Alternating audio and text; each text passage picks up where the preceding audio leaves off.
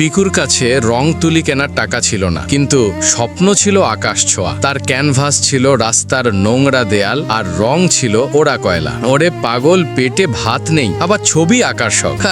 এই ছিলে, যা এখান থেকে, দেয়ালটা পুরো নষ্ট করে দিলি, আর যেন এখানে না দেখি। বাবা পিকু, এসব পাগলামি ছাড়, দুমুঠো ভাতের ব্যবস্থা কর।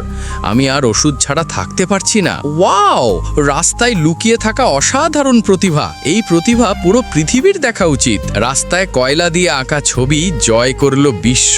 ভাইরাল সেই শিল্পী পিকু। তোমার এই কয়লার ছবিটা আমি 5 লক্ষে কিনলাম। তুমি জিনিয়াস পিকু। বাবা, আজ আর কেউ আমাদের গরিব বলবে না। তোমার ওষুধের অভাব আর হবে না। যে হাত একদিন কয়লা মেখে থাকতো, সেই হাত আজ নিজের গ্যালারি উদ্বোধন করছে। সবাই বলেছিল আমি পাগল, কিন্তু তুমি বিশ্বাস করেছিলে বাবা। এই সব কিছু তোমার জন্য।